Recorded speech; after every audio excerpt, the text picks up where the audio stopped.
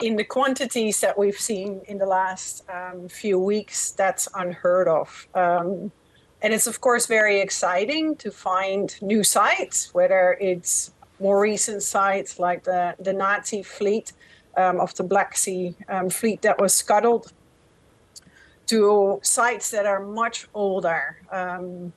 All the way, we have areas in Spain where we see something similar to Stonehenge at Guadalperal appear, which is 4,000 years old, and any type of site in between, whether it's shipwrecks, Roman bridges of the Tiber in Italy, and so on. And that, in a sense, is very exciting, but it also means that it exposes this cultural heritage to conditions that are very unstable and different than they're normally in. And that's actually very worrisome. Yeah. So let's first talk about, though, what you might be able to do in terms of research.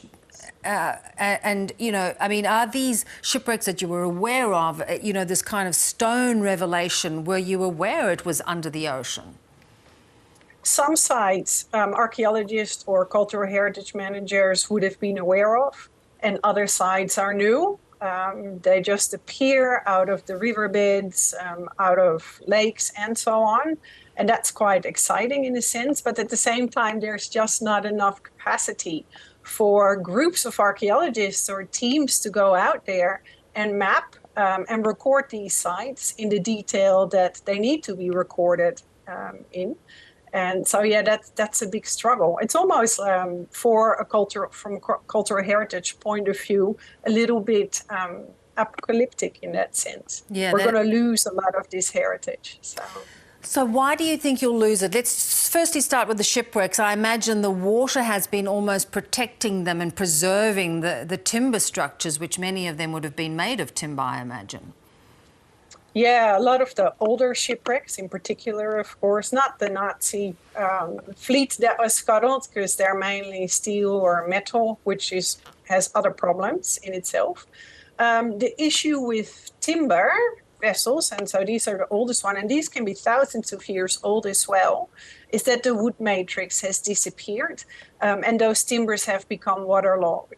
And so the wood structure is gone, but the water is containing the original shape and keeps the structure there. And as soon as that dries up, those timbers will collapse. And then with the other environmental conditions around it, for example, if they're in a clay bottom, when that clay dries out and starts to shrink, that can really damage the shipwrecks or the sites. Yeah. So then the structures. Indeed. So then let's look at the stone revelations. Why will they deteriorate so quickly? Because when we think about it, we've got Stonehenge, and that's been exposed for many, many years. Yeah. With the stone artifacts in Spain, stone is relatively stable and won't be affected that much by drying out. So that's a good opportunity to record it and map it. When that gets wet again, it's fine. It's much stabler than any other organic type of material. The problem there, of course, is that we will lose a lot of the context around it. Again, the drying out of the soil or the sub-bottom or the strata that it's in, that contains a lot of information and data on the environment of the past, and it gives the context to what those stones are in. And that is basically information that completes the picture. So it's not just the artifact and the objects, it's what's around them. And especially the soil is very important to study, and that's impacted now. Just think about pollen or other information about the environment of the time that it was made or that something was lost. Yeah. What clues does it give us, if you know at this point, about whether, you know, we're hearing earlier that this is the worst drought in 500 years. So does it give us any clues as to whether these kind of conditions existed before? It does, to a certain extent. And I think there are a number of examples of the hunger stones that have appeared in the river systems in the Czech Republic and in Germany.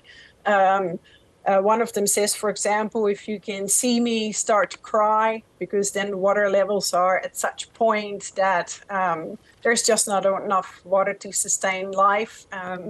And drought, of course, affects then a crop, agriculture, and leads to famine.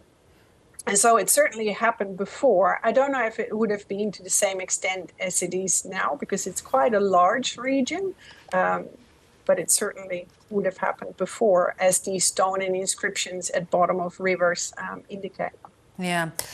So there's this kind of, people want this drought to break. It's causing such distress across Europe, but it's almost this race against time with what you've uncovered. Yeah, absolutely. And again, we won't, as archaeologists or cultural heritage managers, we won't be able to record everything. And I'm sure the public will be recording a lot in those areas as well if they can. But yeah, a lot will be missed and a lot will disappear. Amazing. Wendy, so interesting to talk to you and give us a sense of this really unusual, extraordinary times. Thank you. You're welcome.